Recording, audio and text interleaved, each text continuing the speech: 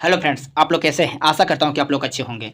आज हम लोग झारखंड उत्पाद सिपाही के लिए और झारखंड के विभिन्न सारे एग्जामों के लिए साइंस का प्रैक्टिस सेट स्टार्ट करेंगे और आज हम लोग एक साथ 5 प्रैक्टिस सेट करेंगे। तो वीडियो के अंत तक बने रहिएगा और चलिए वीडियो को स्टार्ट करते हैं। किसी तत्व के रासायनिक गुण निम्नलिखित में से कौन तय करते हैं? तो किसी तत्व के रासायनिक गुण कौन तय करते हैं? तो ये तय करते हैं इलेक्ट्रॉन की संख्या। ऑडियो और वीडियो टैप पर कौन सा रासायनिक पदार्थ का लेप रहता है? ऑडियो और वीडियो पर कौन सा रासायनिक पदार्थ का लेप लगा रहता है?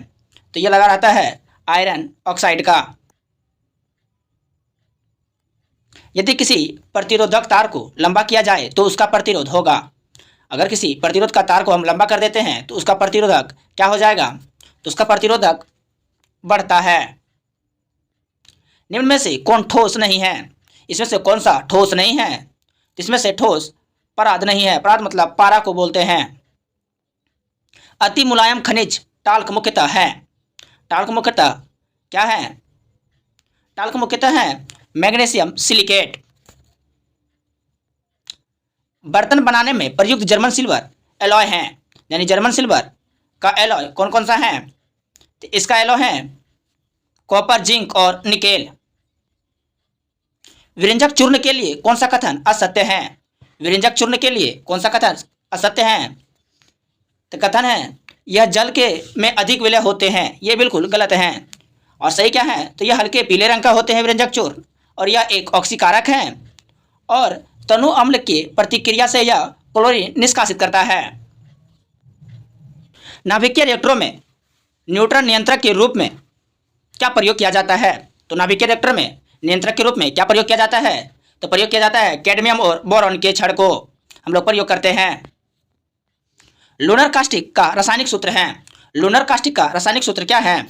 तो लूनर कास्टिक का रासायनिक सूत्र है AgNO3 यानी सिल्वर नाइट्रेट। नागासाकी पर संयुक्त राज्य अमेरिका द्वारा गिराए गए परमाणु बम में किसका प्रयोग किया गया था?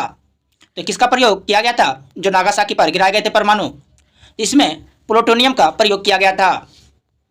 निम्न में से किस पेड़ को अपनी वृद्धि के लिए सर्वाधिक मात्रा में जल की आवश्यकता होती है? तो अपने वृद्धि के लिए सर्वाधिक जल की आवश्यकता कौन सा पेड़ को होती है? तो यह है यूकेलिप्टस पेड़। इसको जल की आवश्यकता अधिक होती है। फलों के मीठे स्वाद का कारण है। फलों के मीठे स्वाद का कारण क्या है? तो फलों के मीठे स्वाद का कारण है फ्रुक्टोज। 2,4-D है। 2,4-D क्या है? तो 2,4-D एक खरपतवार नाशी है। कोशिका विभाजन में मदद करने वाला पादप हार्मोन है। तो कोशिका विभाजन में मदद करने वाला पादप हार्मोन कौन सा है? तो यह है साइटोकाइनिन। वह नियंत्रक जिसके द्वारा तने की वृद्धि दर रूप में नापी जाती है वह होता है।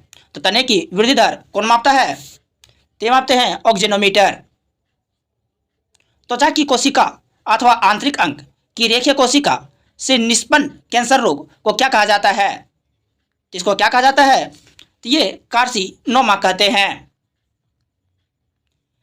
एक डाइकोट जड़ में होता है। एक डाइकोट जड़ में क्या होता है?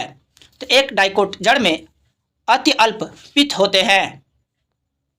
मानव के वायु गुणसूत्र से संबंधित अनियमितताएं कौन सा हैं? तो मानव के वायु गुणसूत्र से संबंधित अनियमितताएं हैं केवल पिता से पुत्र का हस्तांतरित हो सकता है। उत्प्रेरक वह पदार्थ हैं जो क्या करते हैं? उत्प्रेरक साम्य अवस्था की प्राप्ति में वृद्धि करता है। फोटोग्राफी में मुख्य रंग कौन से होते हैं? फोटोग्राफी में मुख्य रंग कौन से होते हैं? ये होते हैं लाल, नीला और हरा। अब हम लोग सेट नंबर 2 करेंगे।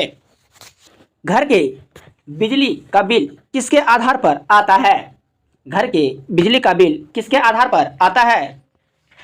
तो यह आता है वाट के आधार पर। एक उत्प्रेरक अभिक्रिया के अंत में किस दृष्टि से अपवर्तित रहता है? तो यह किस दृष्टि से अपवर्तित रहता है? तो ये रहता है मात्रा एवं रासायनिक संगठन से।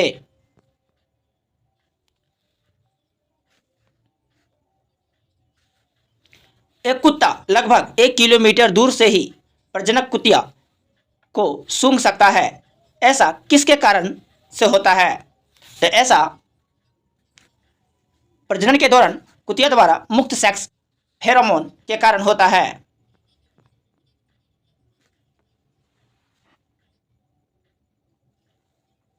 हर्बेरियम है। हर्बेरियम क्या है? तो हर्बेरियम एक प्रकार का पादपों के सूखे प्रारूप के संरक्षण का केंद्र है। डैश आयनिक ठोस का उदाहरण है। आयनिक ठोस का उदाहरण कौन सा है? तो आयनिक ठोस का उदाहरण है हीरा। एक उत्प्रेरक है। एक उत्प्रेरक क्या है? तो एक उत्प्रेरक होते हैं अभिक्रिया की गति को परिवर्तित करता है। फोटोग्राफी में प्रयुक्त रसायन है। फोटोग्राफी में प्रयुक्त रसायन कौन सा प्रयोग होते हैं? तो ये सोडियम थायोसल्फेट का प्रयोग होता है। कैपिटल जी की इकाई है। कैपिटल जी की इकाई क्या है? तो कैपिटल जी की इकाई है न्यूटन मीटर स्क्वायर पर केजी स्क्वायर। बल का मात्रक क्या है? तो बल का मात्रक क्या है? तो बल का मात्रक किलोग्राम मीटर पर सेकंड स्क्वायर होते हैं। लिफ्ट में व्यक्ति के भार तब अधिक हो जाता है जब लिफ्ट किधर से किधर जा रही होगी, जो व्यक्ति का भार अधिक अनुभव होगा। तो ये होंगे ऊपर की ओर त्वरण से गमन कर रहे होते हैं, तब व्यक्ति के भार अधिक अनुभव होते हैं। टेलीविजन का आविष्कार कौन थे? तो टेलीविजन के आविष्कारक कौन थे? तो टेलीविजन का आविष्कारक जेएल बेड थे। निम्न में से कौन शरीर के प्रतिरक्षा प्रणाली में काम करता है? कौन प्रतिरक्षा प्रणाली में काम करता है? ये करते हैं श्वेत रक्त कणिका। इलेक्ट्रॉन का सर्वप्रथम किसने अध्ययन किया? तो इलेक्ट्रॉनों का सर्वप्रथम अध्ययन किसने किया था? तो यह अध्ययन जे थॉमसन ने किया था। रेडियो का आविष्कार कौन थे? रेडियो के आविष्कारक कौन थे? रेडियो के आविष्कारक जी मार्कोनी थे। हीमोफीलिया एक अनुवांशिक रोग है जिसका परिणाम है। हीमोफीलिया एक अनुवांशिक रोग है जिसका कारण क्या हो सकते हैं? तो इसमें रक्त का नहीं जमता है, यानी रक्त का नहीं जमना। प्राणियों के संरचना के बारे में निम्न में से किसमें अध्ययन किया जाता है? प्राणियों का अध्ययन किसमें किया जाता है? तो प्राणियों का अध्ययन एनाटॉमी में किया जाता है। निम्न में से किसमें ताप के संचरण अणुओं के हस्तांतरण के द्वारा होता है? ताप का संचरण अणुओं के हस्तांतरण के द्वारा होता है। तो ये किसमें होता है?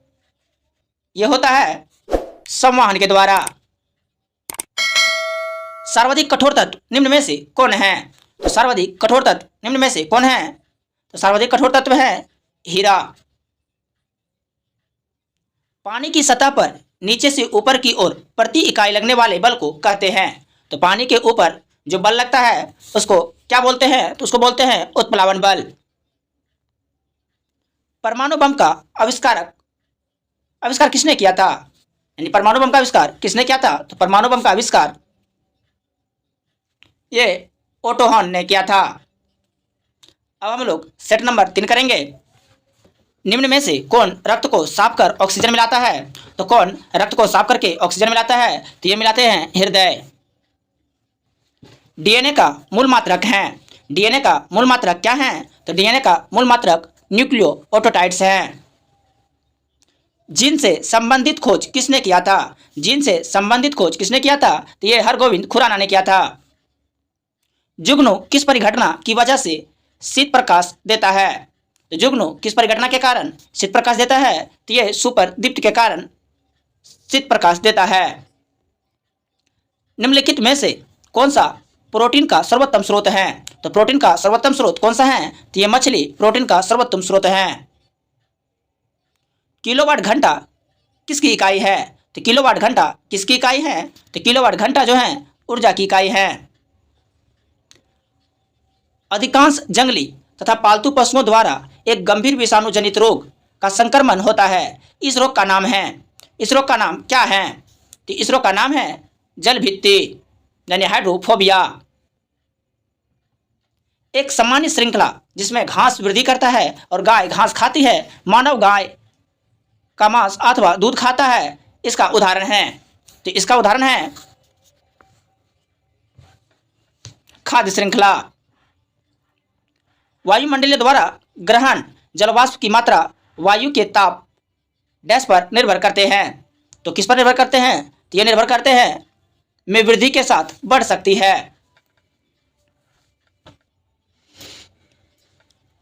एक ऊष्मीय इंजन की अधिकतम क्षमता होती है।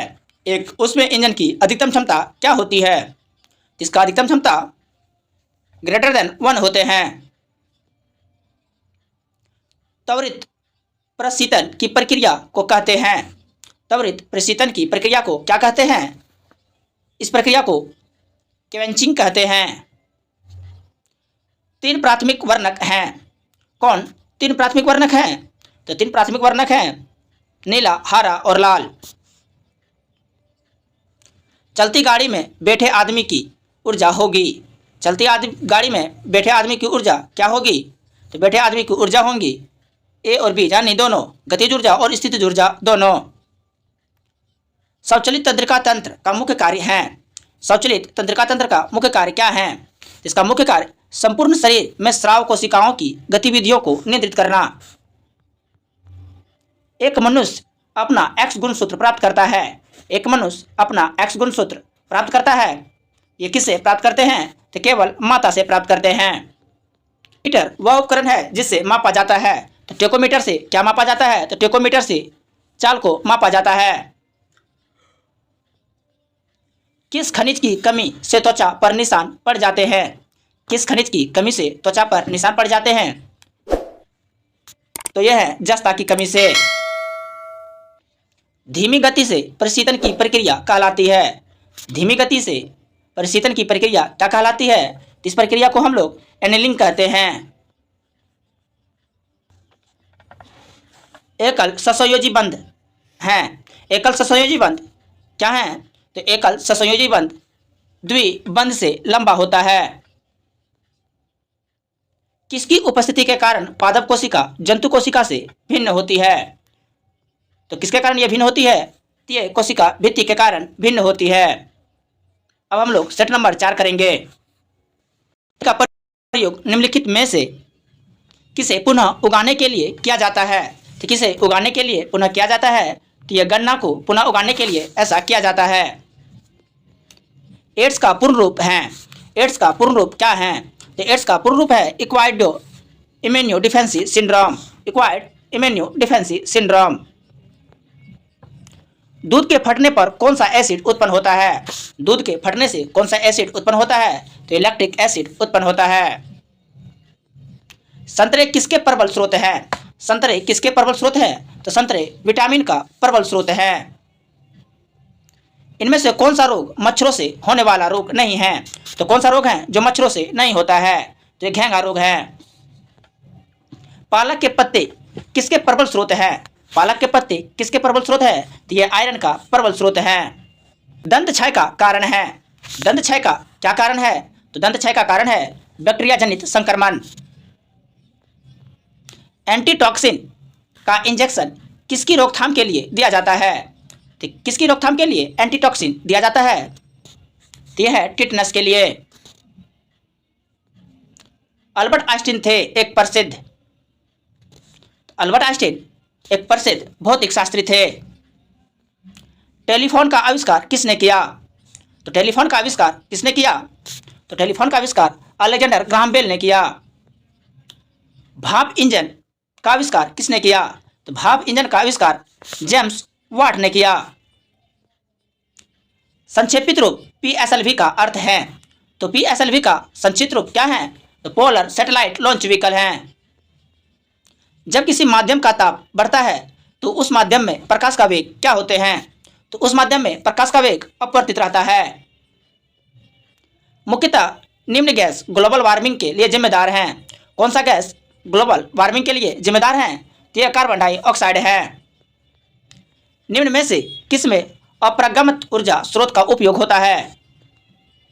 तो यह उपयोग होता है सोलर लालटेन में, सौर लालटेन में अपरंपरागत ऊर्जा स्रोत का उपयोग होता है। आकस्मिक जड़ किससे विकसित होता है? तो आकस्मिक जड़ किससे विकसित होता है? तो ये पेरिसाइकिल से विकसित होता है। शैवाल दिन में अधिकांशतः जल की सतह पर तैरता है किंतु रात में डूब जाते हैं, क्योंकि क्यों डूब जाता है? तो ये दिन में प्रकाश संश्लेषण के दौरान ऑक्सीजन के बुलबुले बनाकर शैवाल में फंस जाते हैं। इसी के कारण ये दिन में तैरता है और रात में डूब जाते हैं। आवेग माप है। आवेग माप है किसका? तो आवेग माप है भार का।